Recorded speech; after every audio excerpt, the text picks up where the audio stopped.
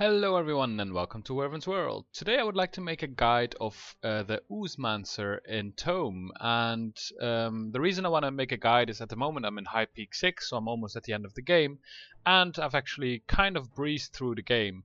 It seems to be a fairly strong class, so I thought I would give you pointers on how I played this class. This doesn't mean that the way that I play it is the most efficient, and it's most likely actually not.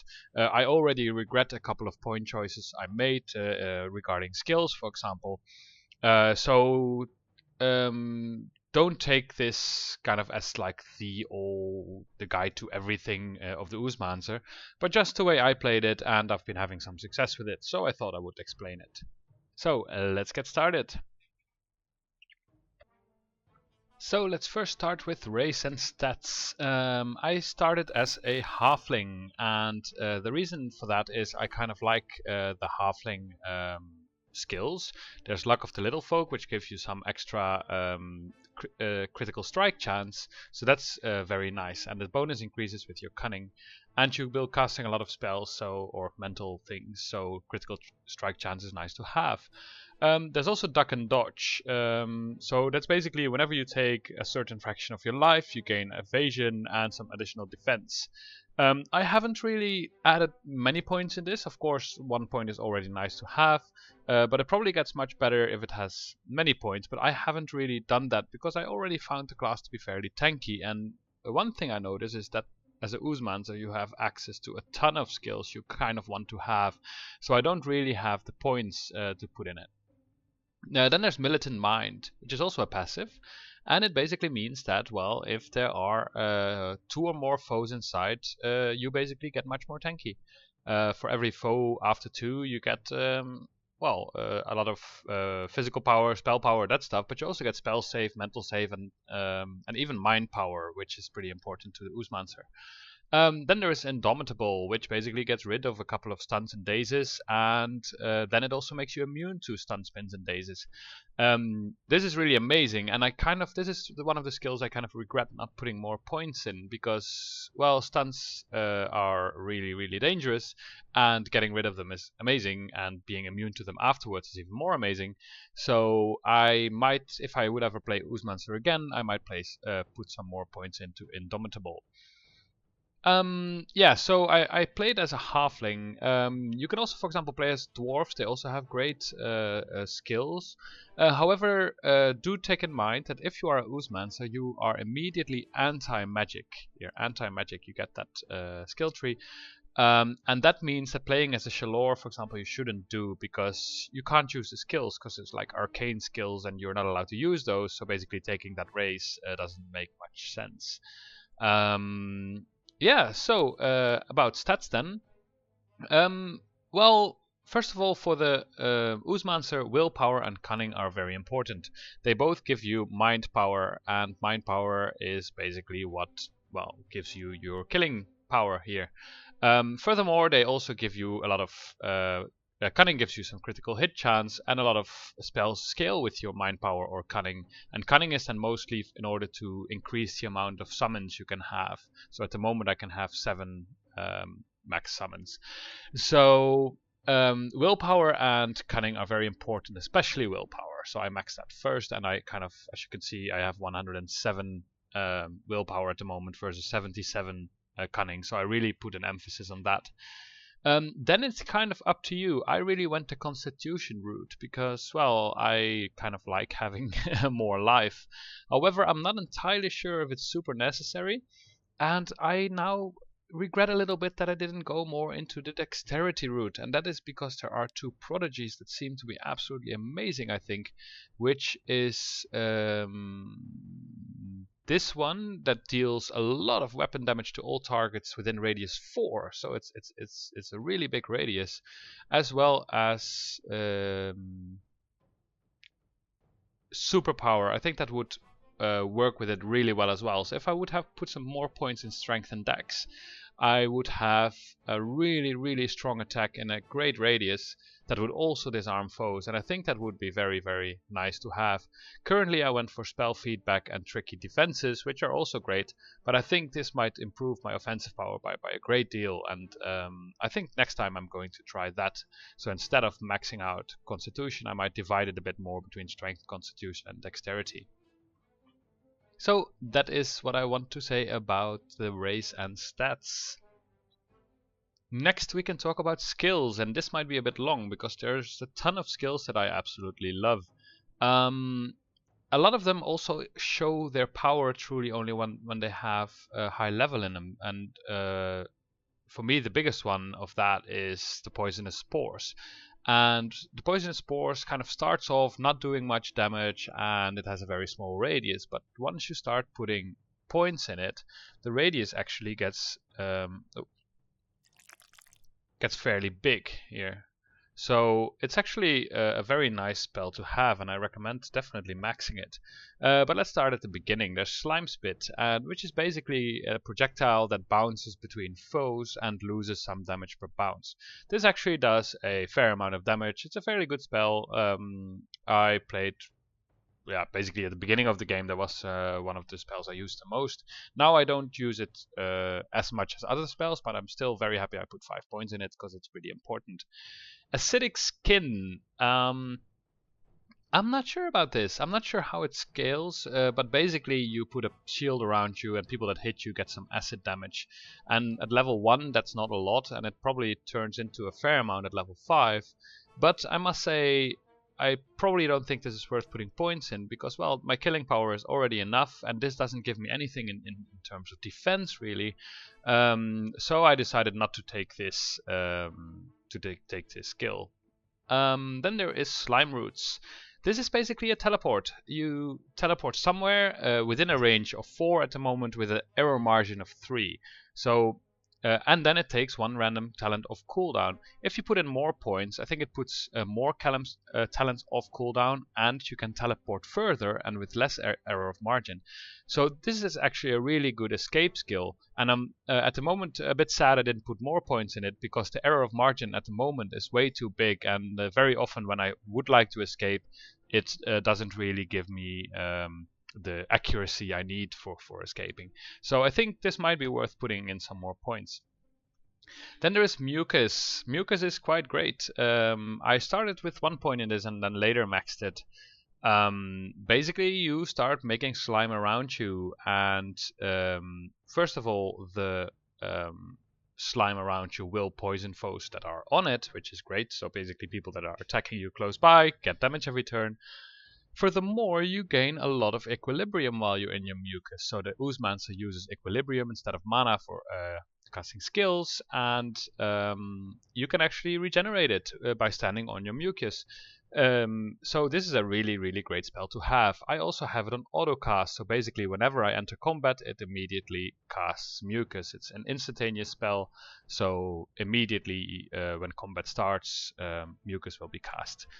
Then there's Acid Splash. Acid Splash is very amazing. It basically does a lot of acid damage to a lot of creatures in an area. Here, this is the area. And it works really well. It's basically just an AoE damage attack, which is great.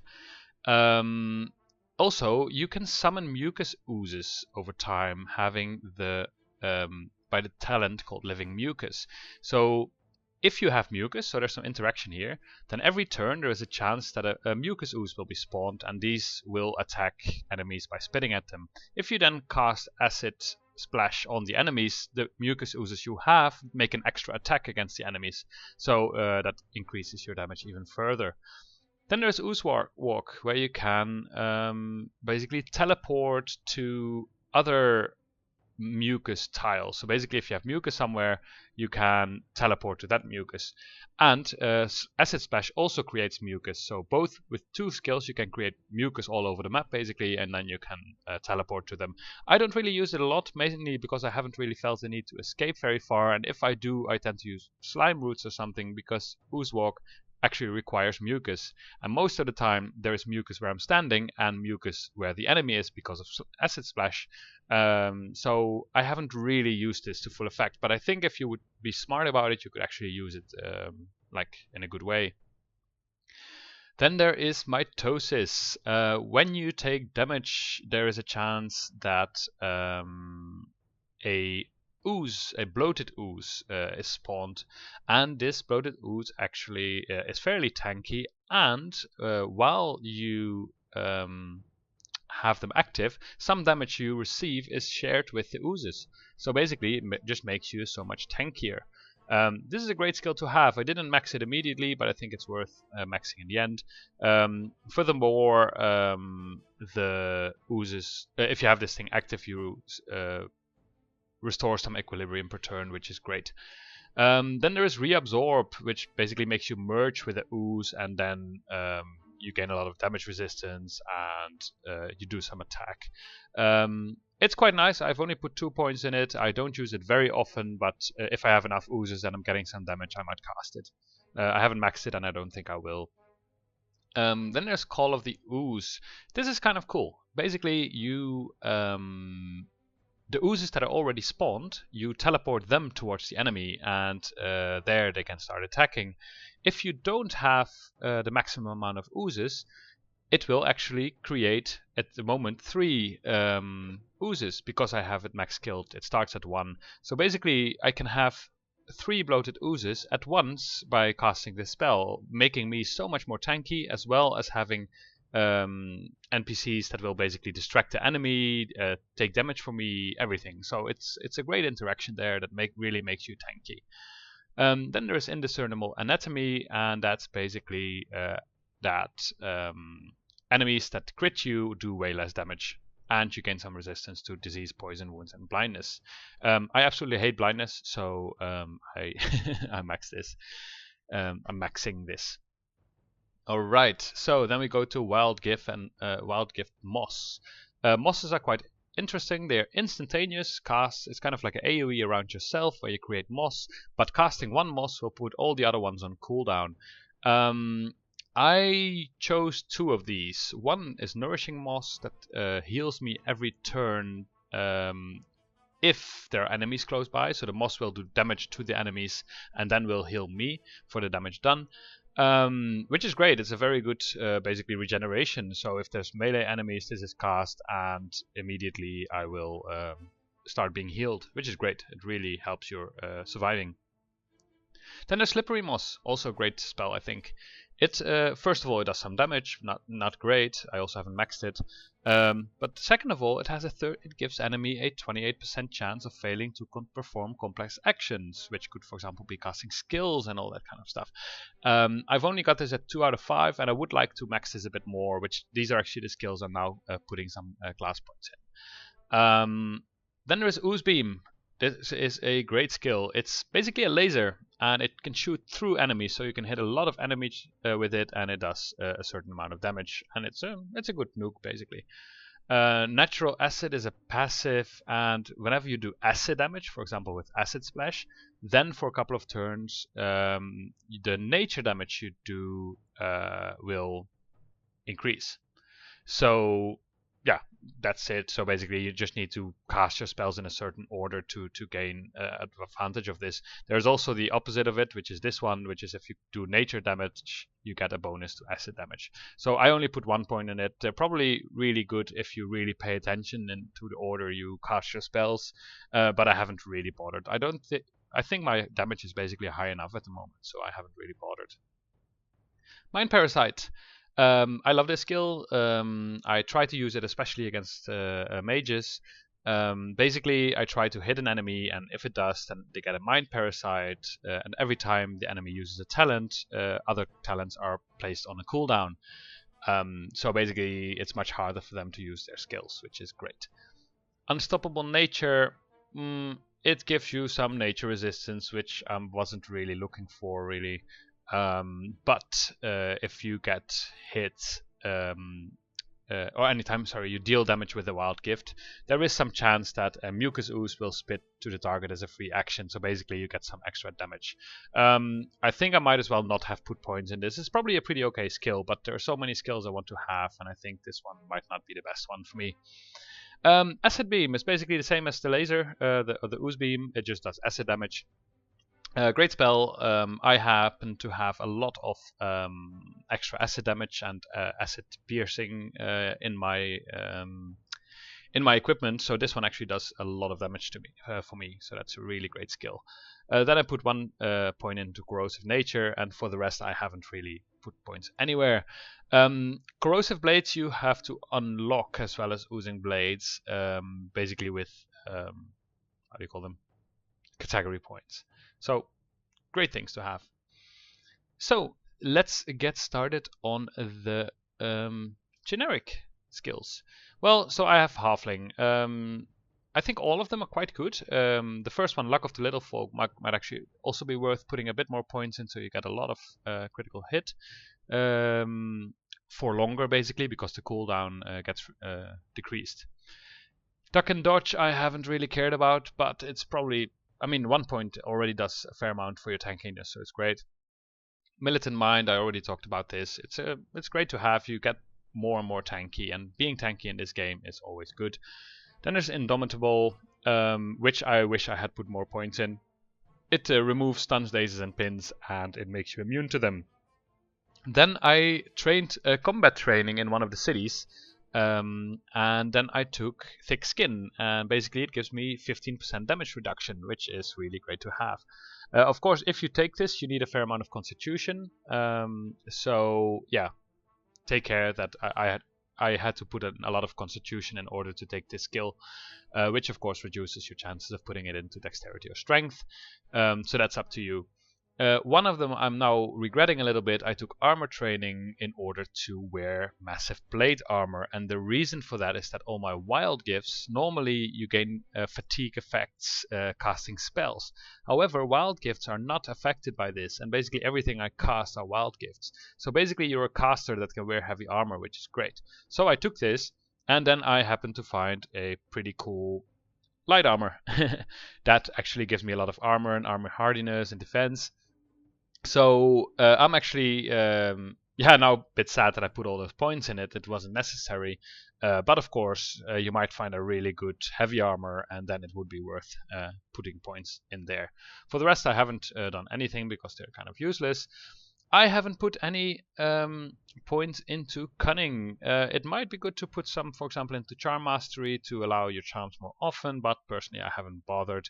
I got this piercing sight by saving an NPC, which is nice. Increases stealth detection, and stealth enemies are stupid, so it's kind of nice to be able to detect them better. But overall, I don't think this is worth putting a lot of points in. But if you have other ideas about it, please let me know. I might just be overlooking something. Then there are the Call of the Wild gifts. Meditation allows you to regenerate equilibrium. Personally, I don't really think it's worth it. You regenerate so much equilibrium by mucus, for example, that I personally have never used the skill in this entire game. However, I really like Nature's Touch. It is a heal, so basically you just heal yourself. And you can also heal others, and this is great, for example, with NPC escort missions, so if they get a bit damaged you can heal them. I haven't put many points in this because now it already heals me for 471, and I have a fairly high critical chance, so there's a good chance that I actually heal myself for or actually heals 395. I think I said 471. But I can do critical hit, so basically I can crit heal myself for a fair amount, and my critical chance is fairly high, and I have only 1000 health, so I think 2 points is enough, but yeah, it's up to you. I haven't really put points into any of the other skills. Then there is Resolve, which I really like. Basically, if you are hit with an element, then you gain resistance to that element. Also, if you don't have your anti-magic shield active, it does some extra stuff like reducing your equilibrium and increasing your stamina. I like this especially just because it gives you good resistance to elements, and elemental damage is fairly high in this game, so getting resistance to that is never bad. Then there is Aura of Silence, and Aura of Silence is great. It basically shouts or makes an aura of silence that other spellcasters can't cast spells anymore. However, you also can't cast spells anymore, but you don't care about it because you have wild gifts and not spells, so it's really great to have.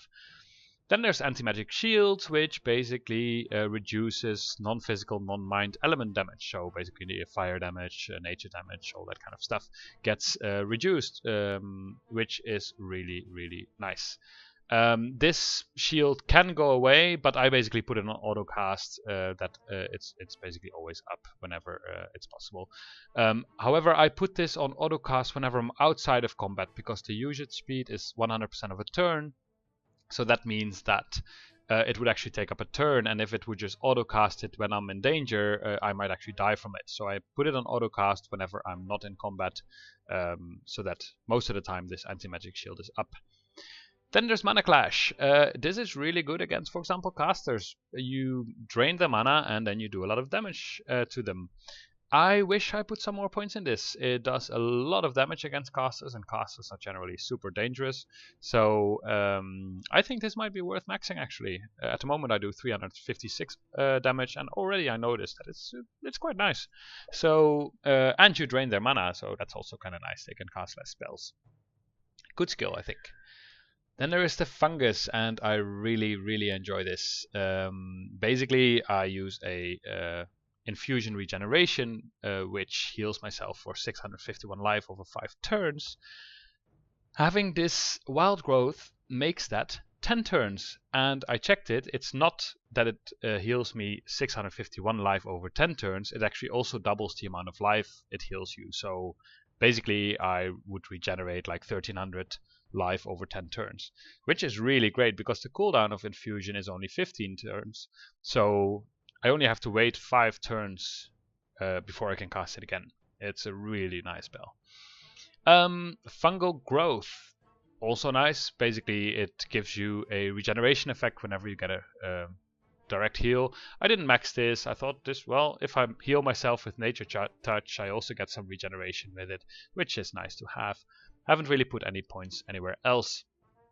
Then we have the Psyblades. Psyblades are really, really weird weapons. I'm still not sure if I completely get them. I actually managed to find 2 pretty cool ones that gave me extra nature and acid damage, which is very good for me.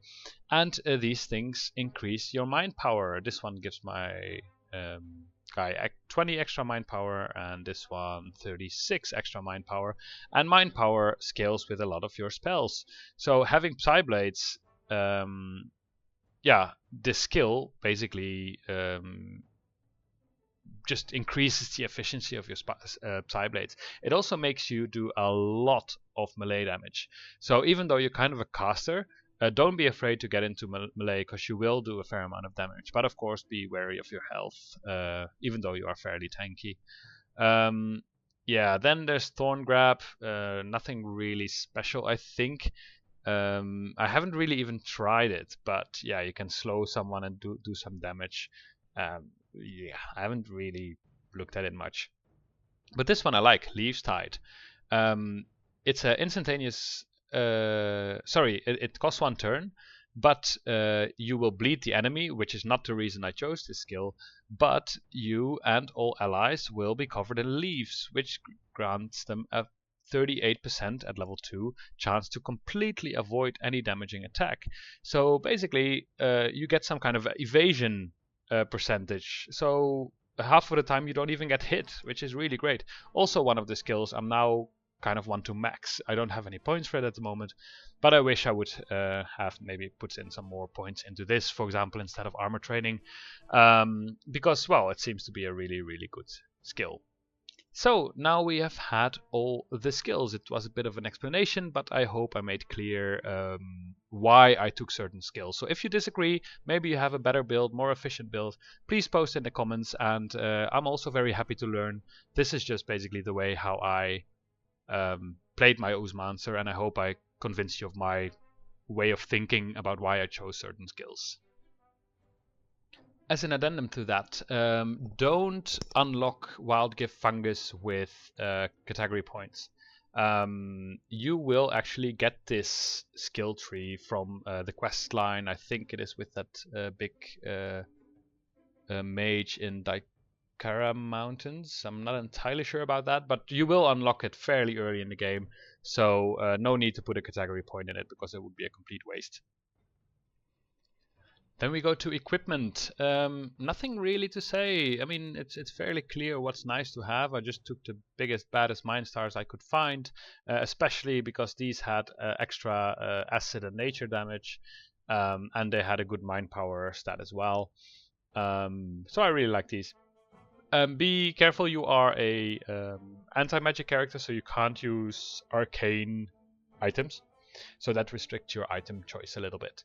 I found this really cool light rope that basically acts as a good heavy armor, but well, doesn't give you any fatigue or whatever.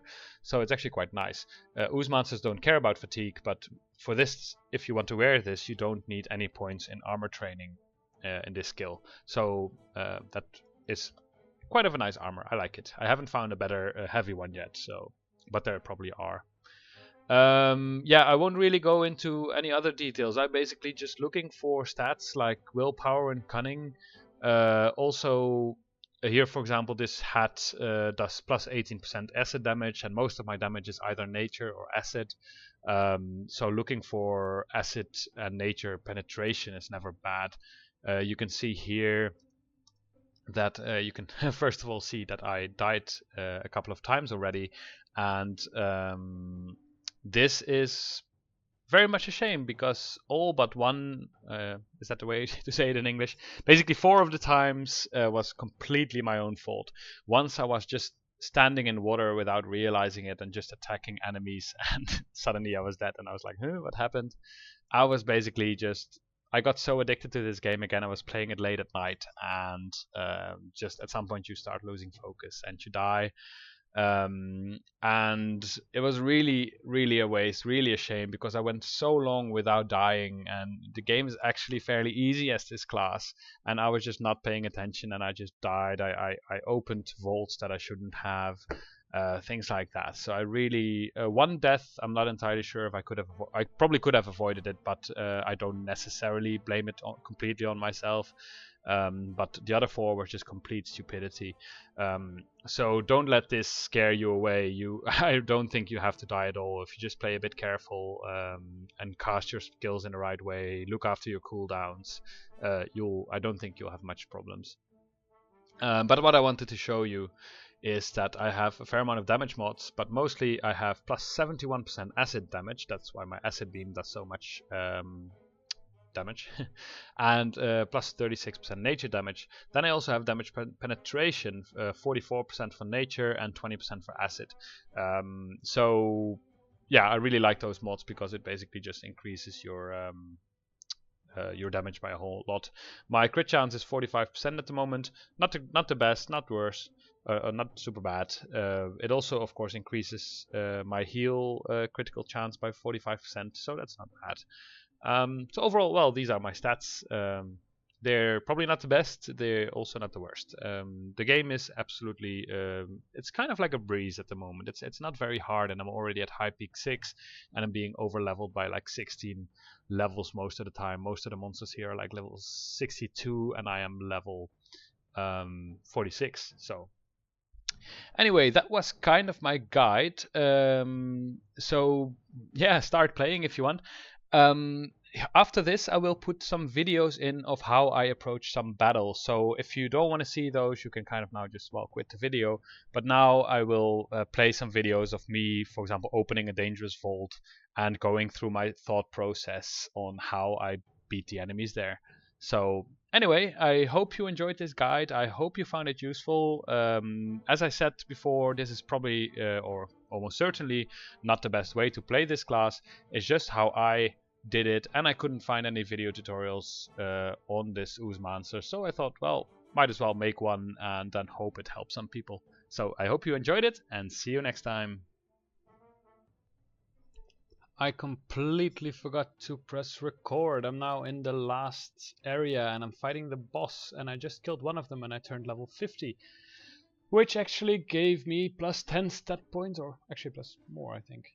I don't remember. And a lot of class points, so I'm just going to be spending those now, as well as some generic points.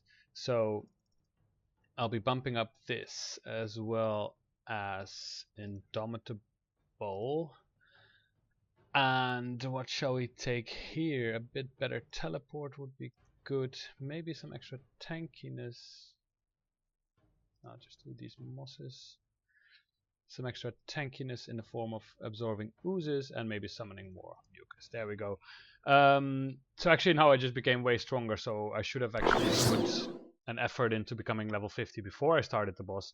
But yeah, I just killed one, and here Elander is now at 9%, so I should be able to take him out fairly quickly.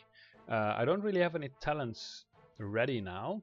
As you can see, I was really too excited about this whole thing. I just died 2 more times, which was really stupid. I came across a elite, and he was acid immune. I didn't notice it. He had a couple of unstoppables, so he was like, well, he was hard to kill, and I didn't really notice it. I should have just kept my distance, but instead I was kind of spamming buttons and I died twice. So that was really sad, which meant I have 0 lives left, which meant that I was really excited about going into this boss battle because, well, I might die at any point. Of course, now I pressed record and I'm going to die in 2 seconds, but I hope not, because the boss is only at 9%. So I hope I am going to make it. As you can see, my anti-magic shield got dispelled, so I'll turn it on. And let's see. My speed boost is unfortunately still off cooldown.